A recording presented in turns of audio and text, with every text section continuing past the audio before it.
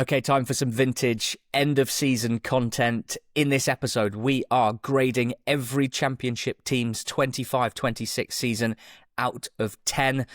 It's very simple. It's very straightforward. There will be not too much depth, but there will be some opinion, and we will be going in alphabetical order, as is traditional. This is not the Top 20 podcast, sponsored by Sky Bet and the Sky Bet EFL Building Foundations Fund. George, you're going first. Who's the team? And what's their mark out of 10? Right, straight into it. First team is Birmingham City. I've given them a 6 out of 10, which might seem a bit generous, I think, because Birmingham fans would have had you believe at the beginning of the season that they were going to be threatening for promotion. But I think we need to take a step back and you ignore some of the noise and you ignore some of the excitement that came about due to what was an incredible season last season. I think a mid-table finish, I think... consolidating their position in the Championship for the season that just went, coming 10th isn't the worst thing that's happened. It'd be very harsh for me to judge a team that have just been promoted, and especially one that was struggling in the Championship prior to their relegation, as anything worse than a 6. With the money that was spent and the players that were brought in, probably more was expected, but this feels kind of bang on a 6 out of 10 for me. A 3 out of 10 season for Blackburn Rovers. They finished 7th the year before. They finished 20th this season.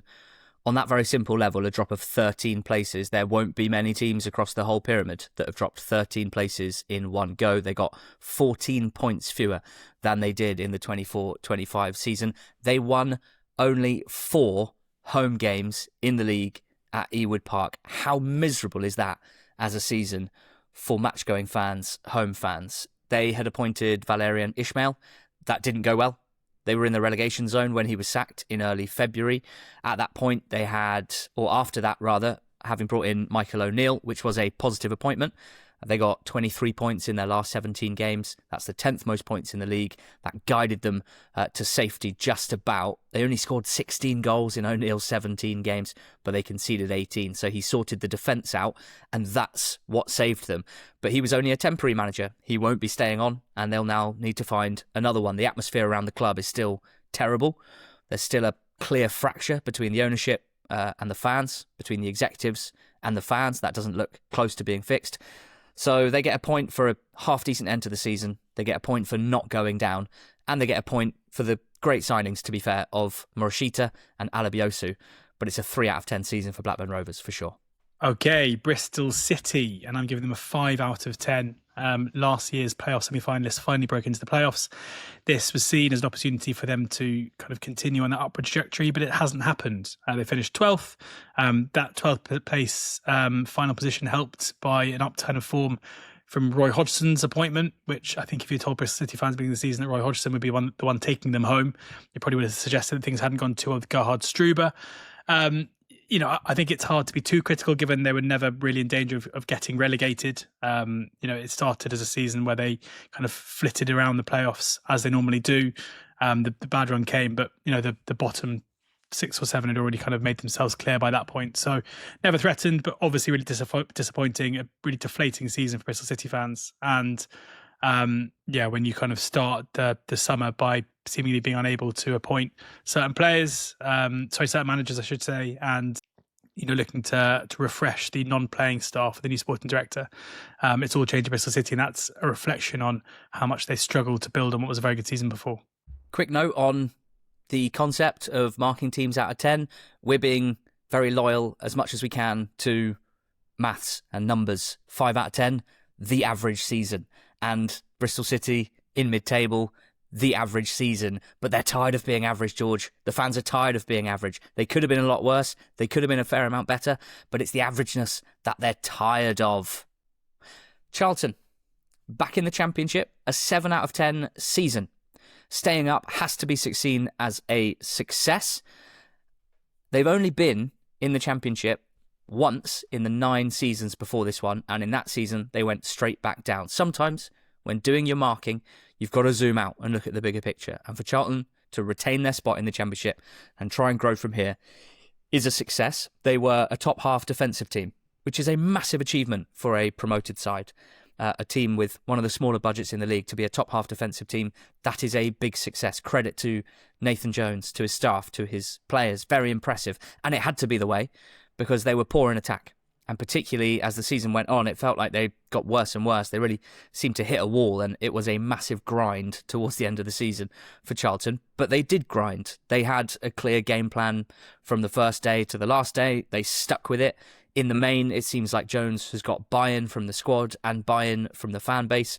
That leads to a decent atmosphere even in tough times, and a squad that seemed to have a good character in tough moments, and that's why they stayed up this year. The signings weren't amazing. Kaminsky was pretty good. Sonny Carey was pretty good. They had half-season loans from James Bree and Lyndon Dykes that were pretty good, but otherwise not an amazing bit of recruitment last summer. With the benefit of hindsight, a 7 out of 10 season for Charlton that threatened to be an 8 or a 9, but just fell off a little towards the end. Who's next? We have a maximum 10 out of 10. They say it can't be done. They say the perfect season doesn't exist. Well, let me introduce you to Frank Lampard and Coventry City. Yeah, Championship champions. I know that there was a slight wobble in the middle, but what that slight wobble gave us was the most famous win of the whole season in the league, beating Middlesbrough 3-1 in that game on was it Monday night or Tuesday night, live on Sky? By no means one of the expected teams to win the league. Not one of the parachute payment teams. Went on an amazing run at the back end of last season under Lampard, but still, I think a fair bit to prove to people that they were the real deal. And they did that. They established themselves as the best team in the league in that first half of the season. And then after having that little wobble in that crux game, or the crunch game, winning it, and from there, they didn't look back, and they were resounding victors at the top of the league. Just an amazing season for everyone involved. Decision-making, they came under such scrutiny when they sacked Mark Robins, vindicated, 11 points clear of Ipswich Town in second, finishing on 95 points, winning 28 of their 46 games, scoring 97 goals. Those goals shared out between the likes of Haji Wright and Jack Rodoni, Efren Mason-Clark, Victor Torp. A lot of players who had periods out injured, but a lot of periods where certain players really came to the fore too. And Frank Onyeka was in particular a January signing that seemed to really steady the ship. So yeah, a perfect season for Coventry. Hard to really imagine how it could have gone better. Of course, they could have picked up more points or whatever else, but given the pre-season expectations and what they managed to do, it's got to be a 10. Derby County, 8 out of 10. And I'd like to introduce you to the term underrated overachievers. This is something that George and I have talked about quite a bit over the last couple of months. Now, for the Championship, Derby are our underrated overachievers. They jumped from 19th to 8th in their second season back at this level. That is impressive. The teams they came up with, Portsmouth, stayed up. Not much more than that. Oxford United, back down they go. Derby achieved what Portsmouth have struggled to achieve, what Oxford struggled to achieve. They completely turned over their squad and their team in basically one go or over the course of a few months. And that is a massive challenge to get it right from a player ID or talent ID and recruitment point of view, and then from a tactical cohesion point of view, an adaptation point of view. They achieved that. Basically 3/4 of their squad is different this season to the season before, and with that they improved their results as well. They got better and better as the season went on. They were always solid defensively, but they got consistently better going forward throughout the season, and obviously just dropped shy of the playoffs. John Eustace did a fantastic job. There's really no doubt about that, and they're in a really strong position. A 9 out of 10 would have been if they had made the playoffs, which they threatened to. 10 out of 10 would have been promotion, but I'm pretty happy with 8 out of 10 for Derby County. It'd be interesting to hear from any of you guys in the comments whether you agree with our marks of your club or not. Please let us know. George? It's another 10. What? I know, 2 in a row. There used to be a radio station in the southwest of England called 210 FM, and I feel like I've just given 210 FMs. Hull City. Wow. I mean, how can you not? You had podcasters predicting them to get relegated, getting in arguments on Twitter with Hull fans. You had Sergei Yakidovic being appointed, but no one knew much about him. You had a transfer embargo. You had a limit on spending implemented by the EFL. This promotion wasn't meant to happen. And I don't say this very often, but in this instance, stick your data where you want to stick your data, because we're not judging underlying performances here. We're judging seasons, and we are judging, achievements. And when it comes to achievements, the table doesn't lie. and Hull sitting sixth with a P next to their name because they came through the playoffs, and they came through the playoffs in style as well. Even though they were the outsiders of the four, once they got into the playoffs, they were deserving of their win. They were brilliant over two legs against Millwall. They were excellent at Wembley as well, nullifying the threat of Middlesbrough on that hot, sunny Saturday. So, yeah, full marks. Impossible to say anything otherwise. And, yeah, we wish Coventry and Hull City goodbye. 2 perfect 10s. They went up with Ipswich Town. I couldn't decide whether it's an 8 out of 10 or a 9 out of 10. And after thinking it through, it's definitely a 9 out of 10 season for Ipswich Town. The more I think about it, the more time passes since the final day, the more impressed I am with Ipswich's promotion. And look, we detailed a lot of this in our Ipswich Town promotion special, so I don't want to go over old ground. But it's true that we, me and you, but also a lot of Championship observers struggled with the fact that Ipswich weren't as good, they weren't as fun, they weren't as carefree as they were 2 years before. But that would be to judge them to incredibly harsh standards. That's one of the best seasons we've ever seen. One of the best achievements we've ever covered. Double promotion from League One to the Prem. Obviously, this time they had more money, and that came with more expectation. They were the bad guys. It was a completely different challenge for them, and they passed the test conclusively. They had lost the most minutes from their Premier League squad of any of the 3 teams coming down, and their recruitment wasn't all hit after hit, but actually they did some pretty solid stuff. Kipre and Furlong, these guys aren't going to win awards for signing of the season, but they should be in the conversation for sure. This is a different league to 2 years ago, different styles needed to win in it, different players in their squad in different contexts as well. But the expectations were far higher, and they matched them by winning promotion. They still found a way to be a really good, consistent side. Yes, not as exciting, not as carefree as they were 2 seasons ago, but a good overall team and consistent, and that is crucial in a good season. Their worst 4-game run all year was the first full games of the season, where they drew 3 and they lost 1. After that, they never went more than 2 games without a win. They never had a huge wobble. They were part of a race for second spot, but that was partly because of the good form of Millwall and Middlesbrough as much as any issues that they had. They might not have had the highest ceiling that we've seen, but the floor was very, very good, and that's what took them up. So, in the context of the other teams they came down with, one of them, Leicester, relegated, the other, Southampton, disgraceful first half of the season, amazing second half of the season that ended in disgrace. I think all of that goes into saying a 9 out of 10 season for Ipswich, in which the only possible improvement would have been winning the league. It's a 9 out of 10 season for the Tractor Boys. George? I have now got a 1. Oh, from 10 to 1. 10 to 1. Leicester City. It's 12.50, guys. 10 to 1. How can you give them anything but 1? And they even deserve that 1. What's the 1 for? Is it 0 to 10? I didn't consider it. Yeah, it only occurred to me halfway through doing the prep for this that, you can have a 0 out of 10. Jordan James can have a 1.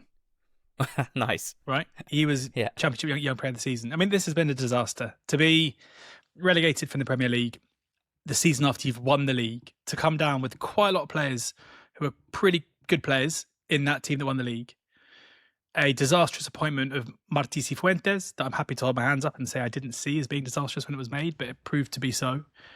The absolutely disastrous decision to hire Gary Rowett as his successor, which I'm happy to say that we did talk about. No disrespect to Gary, but that profile of manager for this group of players he was given was always just a huge red flag in terms of the decision-making process at Leicester City.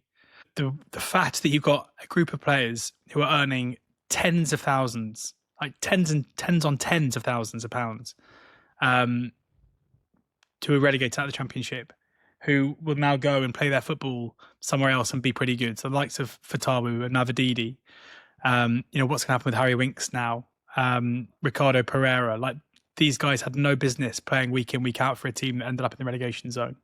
A points deduction for financial irregularities last time they were in the Championship that didn't even impact their relegation. They would have been relegated anyway. They got worse and worse as the season went on. Not that it matters, but they weren't a data outlier. For the last 6 months of the season, they were one of the worst teams in the league, relying on the likes of Jordan James and sometimes Fatawu scoring amazing goals to keep them in games. But even that wasn't enough.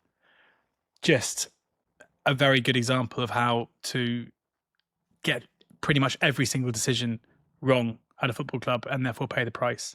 There'll be a League One team next season. They've been put in as the bookies' favourites. I can't really understand why. They're a club that look in huge trouble to me, and this season has to be. They've got to find a way to make this the worst, make this the nadir. But as Sunderland fans will tell you, it can get worse if you're not clever, before it gets better. But then hopefully also Sunderland can show Leicester fans that even if that's the case, you can work your way back up to the top. But yeah, just one of the worst seasons I can remember any team having in the history of not top 21. Middlesbrough fans, you're probably the ones I want to hear from most in the comments. I've gone 8 out of 10 for Borough.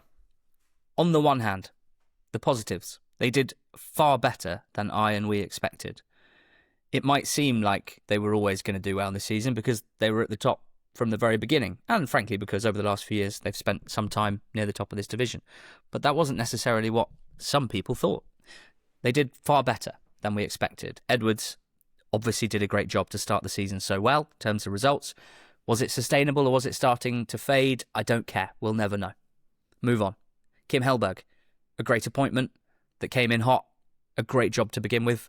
Some great performances, some great results. But where I'm wondering whether this should be a 7 is that Middlesbrough won only 4 of their last 14 league games. And then they didn't win a single game in the 3 playoff games that they played. 4 wins out of 17 when you're in the position that they were in is very, very poor. So it can't be better than an 8 out of 10. It should maybe be a 7 out of 10 as I speak. But overall, it's still a very good season. It was still a good finish. I don't believe the squad was a top 6 squad as a whole. I think they outperformed the squad level. I suppose they do have 2 or 3 very, very good top players for the level, but then quite a big drop-off. So a strange team to get my head around. I'm going to go 8 out of 10. Millwall next up, and it's got to be a 9. This is the easiest one. Had they won promotion, it would have been a 10.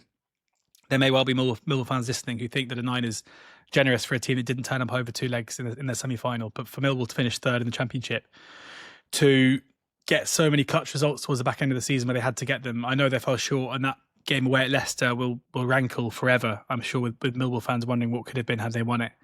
But Alex Neil has done an incredible job at Millwall to come in, to retain that identity that is Millwall, to keep that kind of really dogged defensive ability, but adding that sprinkling of attacking firepower. Right now, they're such a well-balanced team. They consistently win games. Their away form is strong for much of the season, having previously relied on their home form. It was the home form that, arguably let them down at times this season. To be knocking on the door for the top 2 to win promotion out of the league for much of the campaign, so frustrating that they couldn't get over the line. They were really poor in their 2 games against Hull, but you've got to give Hull credit for that. Just an amazing season from everyone involved that should really kind of reroute the course of Millwall, because going into next season, they won't be the plucky underdogs anymore. They won't be the team where people think, could they be the dark horse but still put them in 7th or 8th? They will go into the campaign as being genuine playoff contenders and a team that many people will expect to see in the top 6. That's going to change things, but that's got to be the sign of a really, really strong season from everyone involved. Norwich City, 5 out of 10 for their season. What are you thinking? Too high? No, I think you're right. I think some Norwich fans will think it's too low. Let me explain. The first third of the season was a 1 out of 10 for Norwich City. They were second bottom of the Championship, a third of the season gone. They'd lost 7 out of 7 home league games at Carrow Road. I've never seen anything like that. Then they had the 5th best record in the league from that point. The 5th best record in the league for the final 2/3 of the season. They hit a really good level. They played really good football. They weren't unbelievable. They had their vulnerabilities. They had some good games and some good form, and then it would, just drift off a little bit and then pick up again. Like, they weren't absolutely all conquering during that time. But players came to the fore. Clement got things sorted straight away. They tailed off a little bit at the end. I'd say I think it's a 9 out of 10 under Clement and a 1 out of 10 before him. So maybe 6 out of 10 would be fairer. But I also want to make the point that I think some of the fairly brutal criticism of the Liam Manning regime, I think we can look back slightly differently at this now. We know that Liam Manning went on to Huddersfield, since left on compassionate leave and won't be continuing his post next season. We know the tragic circumstances about the death of his child when he was Bristol City manager in the middle of the season last season, a season that ended up with a playoff place and then the move to Norwich. We know how much he was dealing with outside of work in football, and I guess as a knock-on to that, I would argue that some of the brutal criticism of Ben Napper, the sporting director, which was pretty fierce around the time of Manning's sacking, should also probably be reevaluated somewhat, and I hope it is being reevaluated somewhat, because the appointment itself, it didn't go well, but you can't tell me that was an absurd appointment. So I'll upgrade it, George, because of you and your protestations. It's a 6 out of 10 season for Norwich City on the ball. Wow. City. This episode is brought to you by SumUp. Ali, as business owners, we've used SumUp before, haven't we? Big time. Yeah, when we had live show in Sheffield last summer, we sold merch at it, hats, tees, caps, mugs, and we used SumUp's brilliant payment solutions product to take payments for those sales. But we've also both been sole traders for many years now, so making sure we are ready and covered when it comes to tax is crucial. And making tax digital for income tax is now live in the UK, and it's important that sole traders are MTD ready. Since the 6th of April 2026, sole traders earning over a certain amount must keep digital records and submit quarterly updates to HMRC using approved software. And the good news is SumUp has built a free and simple software solution to help sole traders get MTD ready right inside its platform. It's free, there's no monthly fee, and getting started is easy. Just search SumUp MTD online to find out more. That's SumUp MTD. And it's Oxford United. What is it? It's a 5. It's a 5. Okay. Between 5 and 4, really. I mean, I think a 4. I think a lot of our fans would give it a 1 or a 2. But as has been discussed since the beginning of the season, I see things a bit differently. We predicted them to get relegated down 1 to 24s. I think at times Oxford battled pretty well in trying to stay up and try and swim against the tide to do so, but ultimately just fell short. Had Oxford finished first, it probably would have been a 6 or even a 7. But the gaps weren't particularly big between the two. The Rowett era wasn't great because big success against some of the better teams in the league and some good moments. For a while, it felt like Matt Bloomfield had really turned Oxford around. But back-to-back 1-0 home defeats were the big concern, really. Like, there was a moment against Pompey away where Oxford 2-1 up going into injury time, and had Oxford won that game, they'd have been out of the relegation zone and Pompey would have been in it, and things could have been very different. But as I've discussed many, many times, if you're in Oxford and if you're even a Portsmouth who've done it successfully this season, and credit to them, and we'll get on to them, if you survive, you've done well, and that means you can't have it. There's got to be an area between doing really well and doing really badly, and that's kind of where I think Oxford fit into this season. Portsmouth, is it a 5 or is it a 6? They got 1 point more than they did the previous season, but they finished 2 places lower. That's always an interesting one. How do you measure progress? Do you measure it on league position? Do you measure it on points return? Interesting. They scored fewer goals than they did the year before, but they conceded fewer goals than they did the year before. Their main objective has to have been to stay up again and keep establishing themselves, re-establishing themselves at this level. So clearly they avoided any sort of underperformance or disaster. But I don't think they achieved much more than that. Sadly, I give them credit for sticking together through another season where it was a bit of a battle.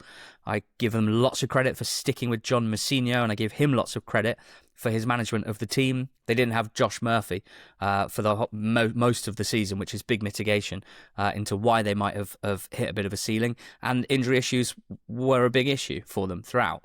The signings were not great. They were okay. Segacic and Chaplin contributed a fair amount. Ebu Adams after January, and John Swift and Milanek Ali in bits and bobs. I think a higher grade would have to reflect them kicking on this season, and I don't think you could say that they did or that they have. So I'm going to go with 5 out of 10. Basically about par for the standards that they themselves set. I think what they did this season was about par, and that's 5 out of 10. Yeah, I think I'm going to struggle to get Oxford getting the same as Portsmouth through customs here. But we'll try. Maybe Oxford should be a 4 then. Preston North End, who I've got as a 7, which might seem quite strange for a team that finished 14th. But in my mind, Preston North End being a team that have haven't had to think about the prospect of relegation all season, who've spent a lot of the campaign in and around the playoff area. Expectations obviously change then, and there might be this perception of like, but we fell away from the playoffs. But realistically, having Preston there in the first place was a job well done. I think Hecky did incredibly well to get them there. They only fell out of the top half on final day.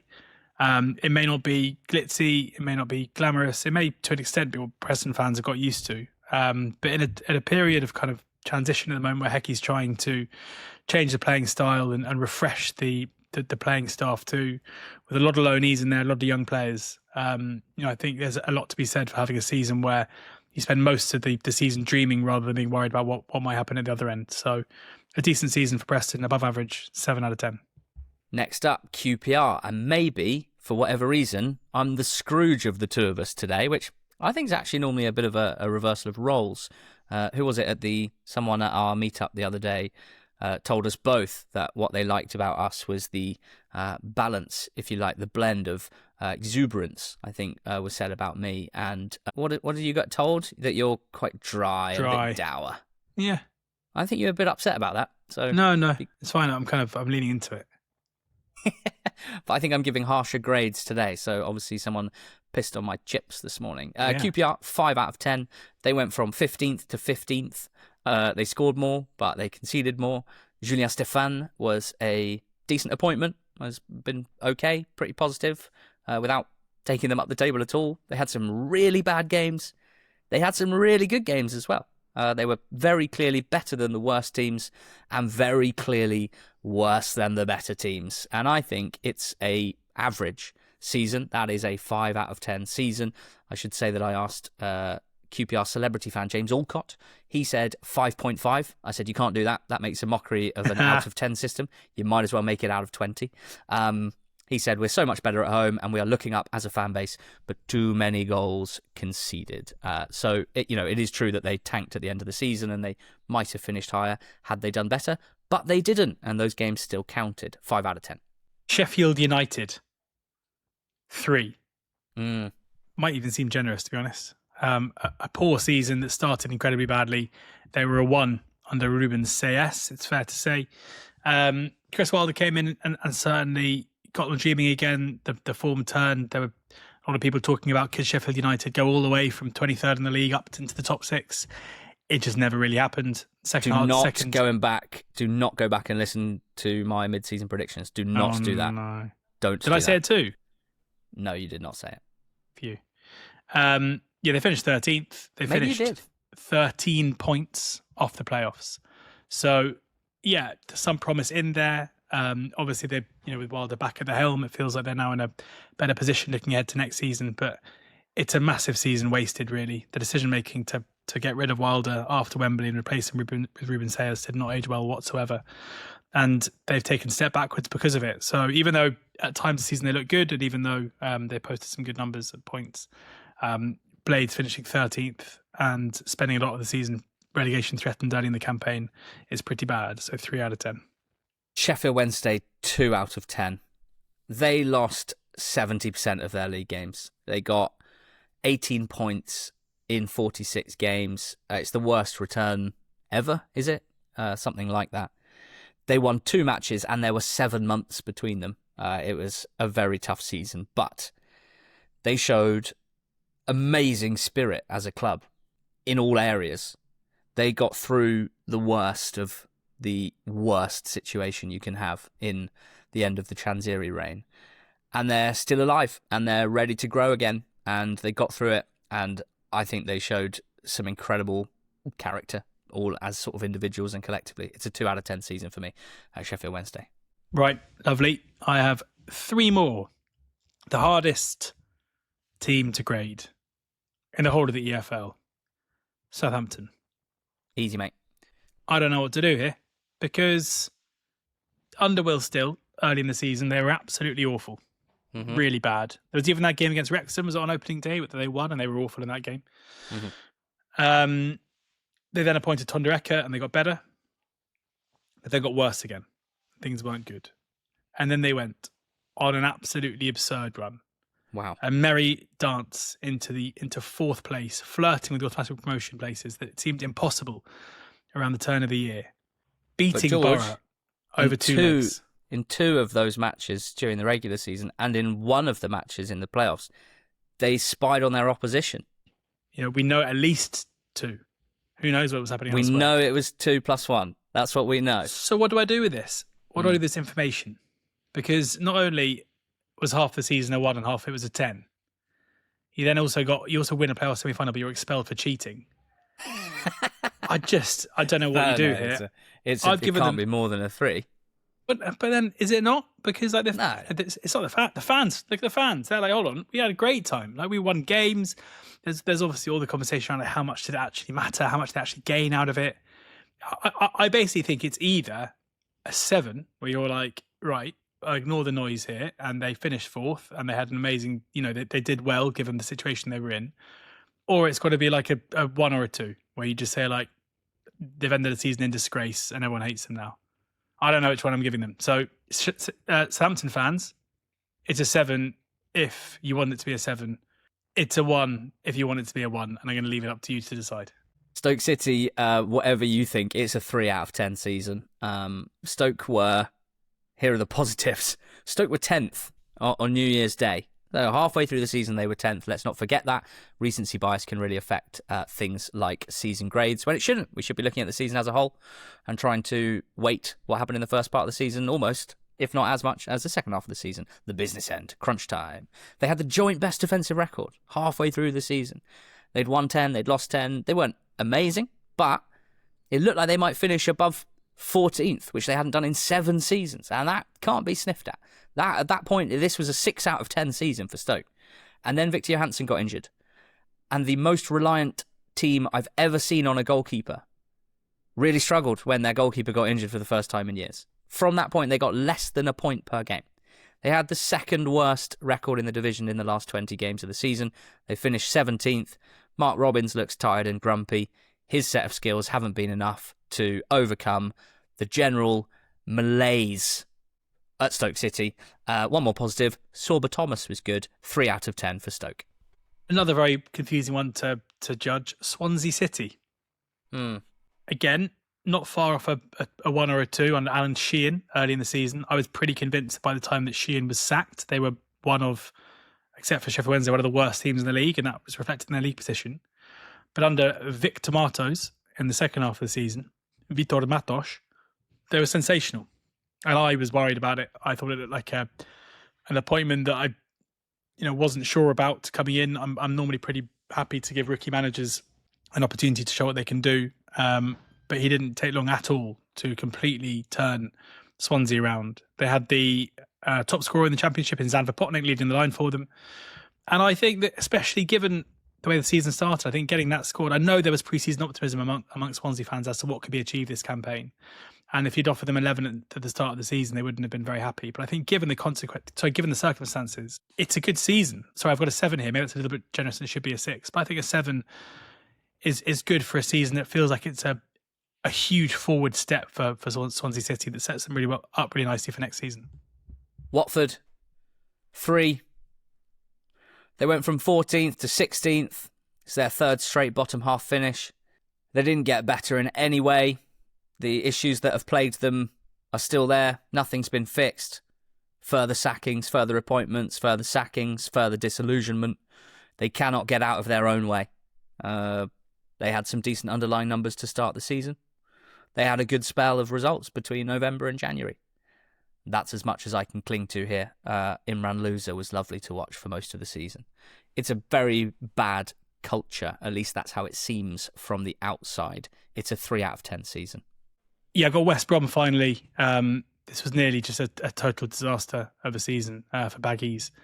A season that, again, under new ownership started with a lot of positivity. But the appointment of Ryan Mason didn't work out at all. The appointment of Eric Ramsey was an unmitigated disaster of epic proportions that we don't normally see. I've never seen a manager's stock fall so quickly and a fan base turn so quickly. And it took a defeated Oxford and some pretty stern words from James Morrison, a club legend, to turn things around. And yeah, they finished the season full of optimism. The points deduction that came about didn't end up impacting them at all. But even so, given what happened off the field, given what happened on the field, it was a season that flirted way too close to disaster for West Bromwich Albion, and hopefully things next season can be better under their new manager now, Morrison. But this was nearly a season that really could have set the club back quite a long way. Wrexham, 8 out of 10 for Wrexham, for sure. And it would have been a 9 if not for that last run of games. They fell short of the playoffs, having put themselves in a pretty good position. In their last 7, they won 2, they lost 3, they drew 2. It wasn't quite enough, but a fantastic season overall. A reminder that no club has ever won 3 consecutive promotions, and to be near the top of the table, to be near the top 6 is a huge achievement. Stepping up once again, a new squad again. Good players, sure. Plenty of money spent, sure. That does not guarantee success, and certainly not straight away. It is not simple to make it work straight away. Phil Parkinson did it again and should take a lot of credit. They also had an amazing cup run, of course, which would have been a true delight for those fans, even if maybe it had a bit of an impact on that poor last 7 games. 8 out of 10 for Wrexham. That's an interesting bit of content we've done there, George. I don't mean it was interesting to listen to, because I don't know that, but it was interesting for us to do. We've never done this before, but it feels like quite a nice way to sort of mark the end of the season now that the playoff finals are out the way. Our attention turns to the World Cup with the England pod, but it's actually an interesting exercise, isn't it? Because we can get very bogged down in the run-in, the business end of the season, and short-term judgments, if you like, and coverage of clubs. But a season is 10 months long, and what I've realised in this chat, so much happens to every club in 10 months. Yeah, and it's pretty hard to distill it into a number because everyone will disagree. I'm sure not many people will be happy about this. It's like the reverse of the 1-24s where we actually know what's happened and we're trying to kind of cast judgment. So people will tell us they disagree. As we've learned in this, I think it's how you judge the 1-10 sliding scale anyway. But a good exercise in recounting what was another spectacular year. And the same for Leagues 1 and 2, wherever you found this. Cheers. Go well.